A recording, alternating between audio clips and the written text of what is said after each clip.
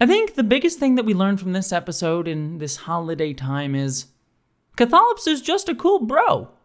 Hello interwebs, I hope you are all doing well, and welcome to my review of the latest episode of Star Wars Skeleton Crew. This one, episode 5, you have a lot to learn about being a pirate, or a lot to learn about pirates, something along those lines. I said it with a pirate accent, so you can't judge me too harshly. Anyways, before we get into the review, two things to say really quickly. First off, for those of you who celebrate, Merry Christmas, regardless of whether you're celebrating, for religious reasons or just for tradition like myself. I don't really have any religious attachments to the holiday, but I do have, traditional family sort of stuff, and I like the coziness of it. It's the Merry Christmas, because that's when this review is going up. So hope you're all enjoying yourself and spending it with family if you are able. And if you are not, I hope you are getting some moments to recharge, because next year does not look to be super bright. So just, take the moment to be with yourself and be with family and loved ones. And if you are not able to do that, I hope you know you are loved and you are amazing, even if you don't have those people around you right now. But moving on from that, the other thing you should notice is that I am currently sitting in an empty room, and you might even be hearing the echo on the mic. That is because I am moving later this week, because we're just moving to a place that's a little bit cheaper, because it's a little bit rough at the moment. Support me on Patreon if you like me being able to pay my bills. But yeah, this is the last time I'm recording in this space. So yay, we're moving, and you'll see me slowly move into a new place over the next few reviews. But that being said, let us actually talk about this episode in particular. I really loved this episode. First and foremost, I thought that this episode was just going to be doing what I enjoyed last episode doing, which was, moving the story forward. We're going, a little bit inching closer towards Atton and the kids getting back there, but really it's just an excuse to go to another Star Wars planet, have a little Star Wars adventure with the kids and Jod, and sort of just have that little one-off tale, which I think is like a really good structure for the show. It's the same thing that, like I said last week, Star Trek Prodigy does for the most part. And I think it overall just works as a structure for a TV show with this sort of adventure aspect to it. And this episode is that.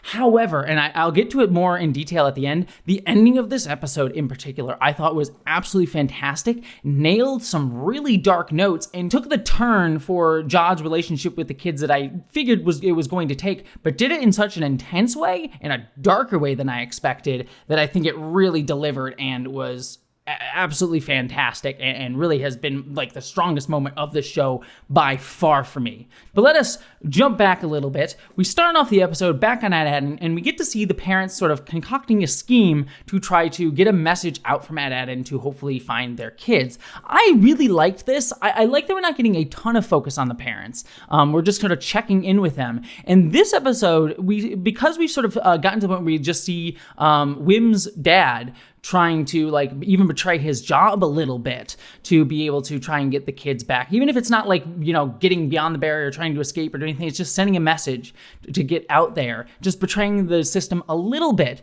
You can kind of intuit the conversations that happened between 2 episodes ago when we last saw them and this episode, but we didn't need to see every step of the way. And I like that, again, the show seems like it's just really trusting its audience intelligence to just get these 2 points. And especially for a show that's about kids, I just like it when they're like, yeah, you'll get it. We understand. You don't need to see those in-between parts because the show isn't about the parents, but you're getting enough of their emotional arc and where they're at that you can follow along.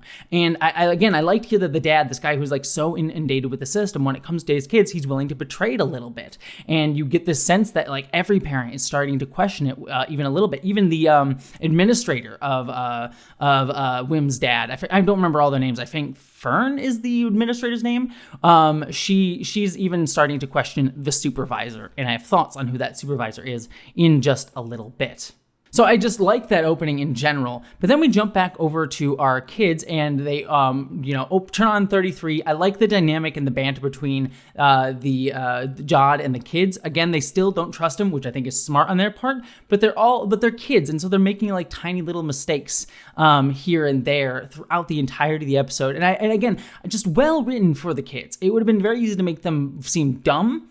But they show us clear enough that they are smart and not completely, innocent and wide-eyed, and yet they are kids and don't have lived experience, so make tiny mistakes along the way, and are also just kids. When they get finally to the spa planet later on, they're playing around and jumping around and not fully paying attention because they're kids on an adventure. Of course, they're going to have silly fun even while they're trying to take things seriously. So just the dynamics of them just being kids is just so well handled on this show that I just really appreciate the characterization. But they learn that they need to go to this captain's old hangout that used to own the ship. And I like this kind of backstory that we get about like, yeah, this ship used to belong to this captain. I think Tick was his name, or Tick, something like that, who was looking for Atton, but mysteriously disappeared. And obviously Jod has some reverence to this, and the kids don't have any connection to this whatsoever.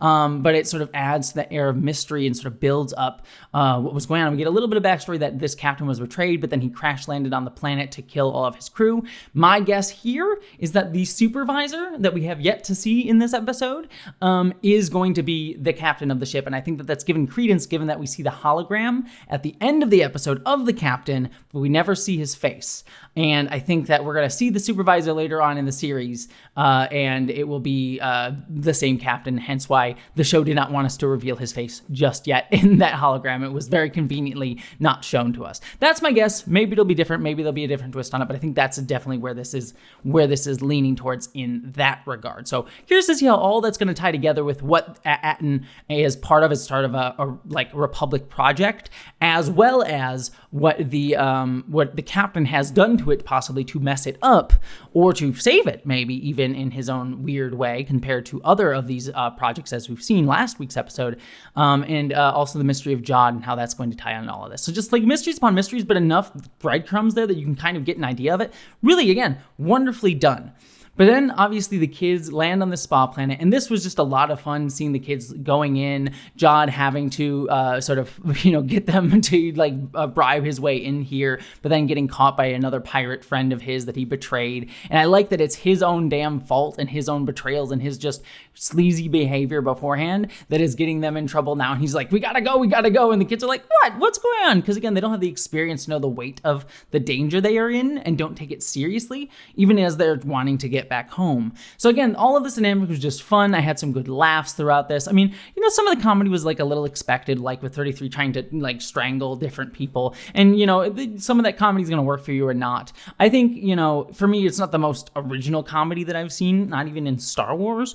But, for a kid's show, it's well done and well handled. And I think if a kid encountered those types of jokes for the first time here, or one of their first times, I think it works rather well. I remember some of those same exact jokes in my kids' movies from back in my day. It wasn't probably the first time my parents saw those jokes either, but it worked for me as a kid. So I think these land rather effectively overall. Then we get into the slightly rougher part of the episode. I did like Jod yelling at the kids, being like, hey, pay attention. One other thing that let me backtrack a little bit. One thing I forgot to mention that I really, really enjoyed and have been, if you've been following my reviews, been wanting this show to do for a while, which is Jod having a small moment with Wim. As I've said, I think one of the weaknesses of the show so far is that we've not had a lot of bonding moments between these characters with Jod.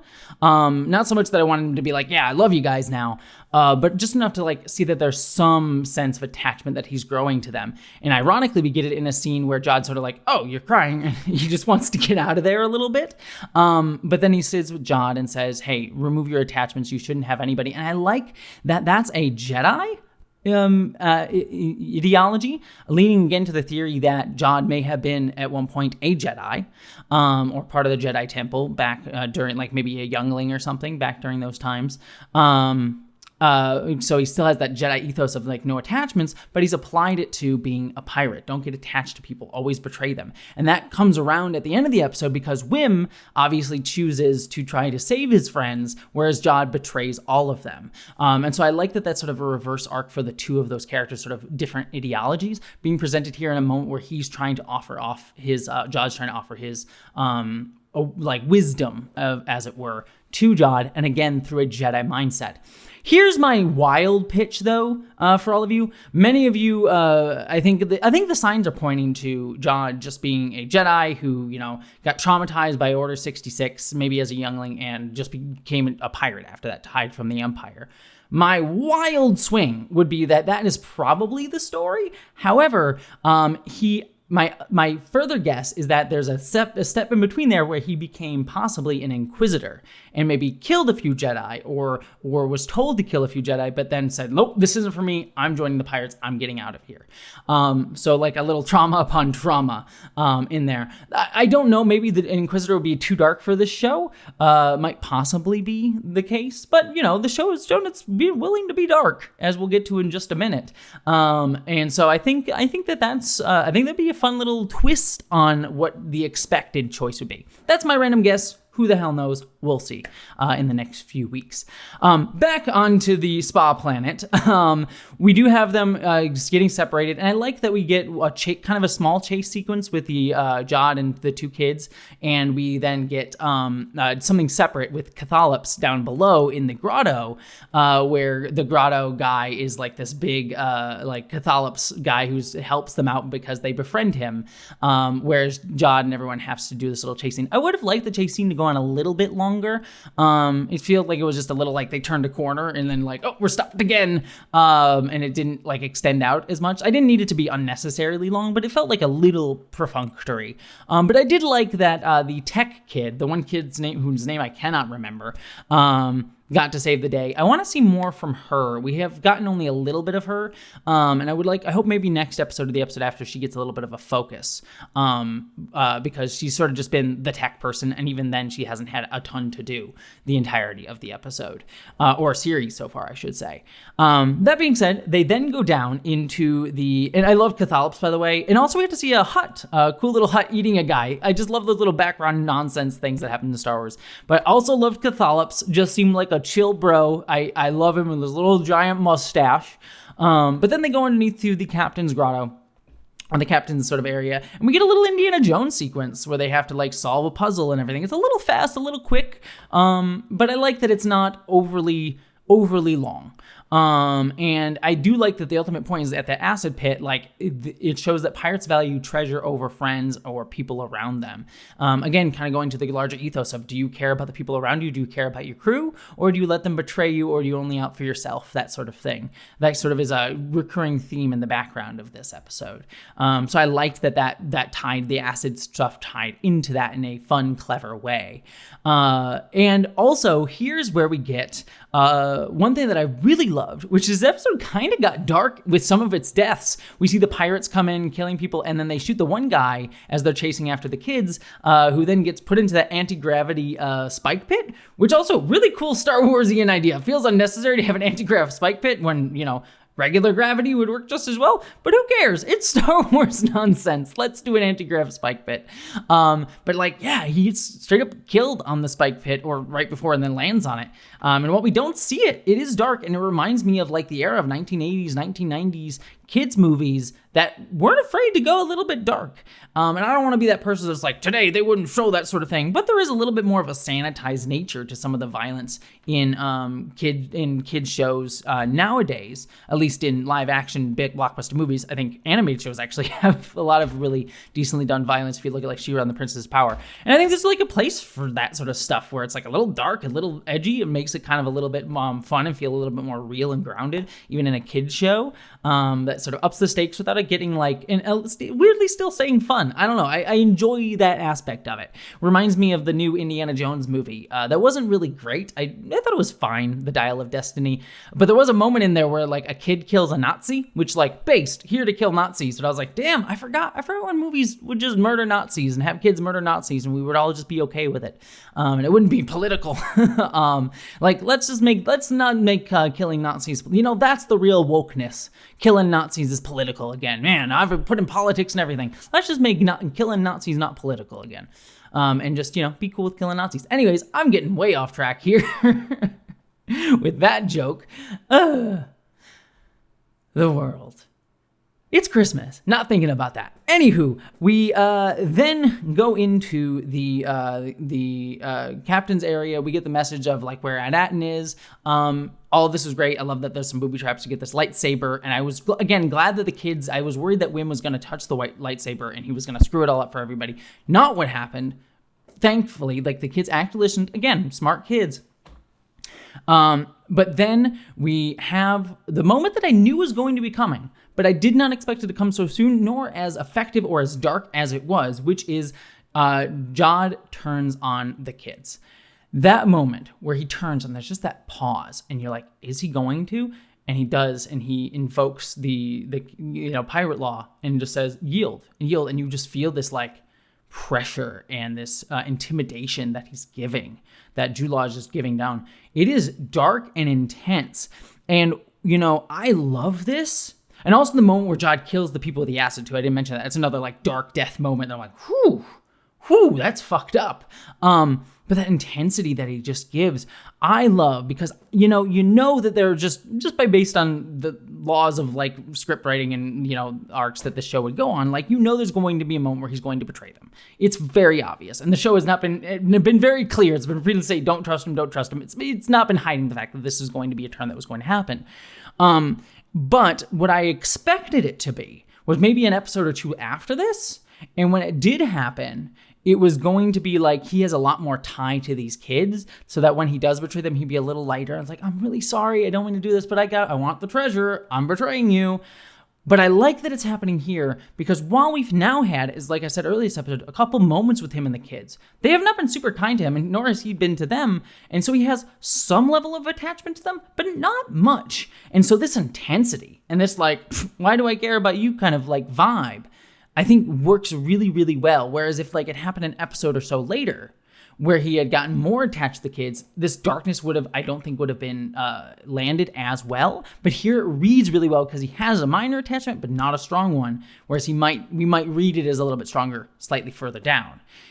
So this as a twist was great. And it was intense. It was like scary. And I love that Wim stands up to him, but doesn't know how to. He has the lightsaber the wrong way. And again, it was like a little anticlimactic, but it shows again that Wim is trying to be that stand-up guy, even if he doesn't know it, like how to do it yet, and doesn't have that skill yet, but he has that bravery in him. And I thought that worked really, really well. So just the entirety of this last section, the intensity of it, the darkness of it, from like the killing the guys with acid and Jod's turn, really, really wonderful, and has me very excited to see where this show is going to go from here. Because while the rest of this episode I thought was like solid, good adventure stuff, episodic adventure stuff, I was like, yeah, it's good. It's not knocking my socks off, but I'm having fun with it, and it's a fun time in the Star Wars universe. Those last 10 minutes or so, though, were grade A stuff, and I thought were perfect. Loved it. So more of that, please, and I am excited to see where the show is going. With that said, I'm going to wrap out here, because for me, I'm recording this on Christmas Eve, so I'm going to go to bed with my fiance and curl up with her, and we're going to have a lovely Christmas day. Again, I'll just reiterate it here. Please, I hope you have a Merry Christmas if you celebrate. I hope you have a wonderful end of the year if you don't. I'll have a couple of small things here and there before the end of the year, but otherwise, I'm probably going to be mostly resting and relaxing and moving. So I'll be a little bit busy over the next few days for me, so you won't see much of me. So just take care of yourselves, and remember that even if you don't have anybody immediately around you, just know that you are loved, you are cared for. There are people here, and as we go into the next year, as things look to be a little dark, more than a little sometimes, know that we have each other, and we'll try and have some fun, but we're also going to fight back together. And yeah, I think that I'll leave it there. Take care, y'all, and live long and prosper.